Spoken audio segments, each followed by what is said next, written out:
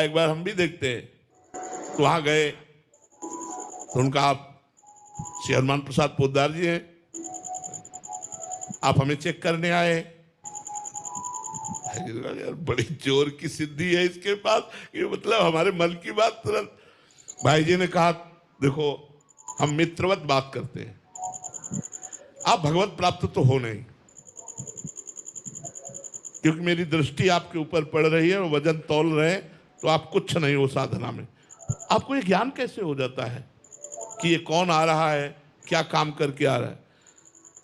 तो उनका किसी से कहना नहीं। तो हाँ बिल्कुल नहीं कहेंगे, वादा है। तो उन्होंने कान में ऐसे कपड़ा बांधे हुए थे, कान हटाया, यहाँ बिष्ठा मल, यहाँ मल लगाए हुए थे, और कहा यक्षिणी बैठी हुई है, यहाँ मल में यक्षिणी बैठी हुई है, वो मुझे कान में तुरंत बता देती कि इनका नाम अमुक है। और ये तब भाई जी ने कहा छोड़ दो ये, नहीं तो तुम्हारी दुर्गति हो जाएगी, जब तुम मरोगे तो तुम नरक को प्राप्त होगे, क्योंकि तुम यक्षिणी की सेवा कर रहे हो, यक्षिणी को रिझाकर रुपया कमा रहे हो, भगवान का चिंतन भजन नहीं कर रहे हो, तो तुम। अब एक दिन इसी भय से भयभीत होकर उसने पूछा यक्षिणी से कि मैं कहाँ मरूंगा, कब मरूंगा? तो उन्होंने बताया नर्मदा के किनारे इस समय मरोगे। तो उन्होंने जा करके नर्मदा के किनारे मरने की कोशिश की, तो उनको हटा करके पीछे ला करके कहा जिंदगी भर हमसे गुलामी कराता रहा, अब मैं तुमसे गुलामी करवाऊंगी, और उसे मार करके यक्ष बनाया, कल्याण नहीं हुआ।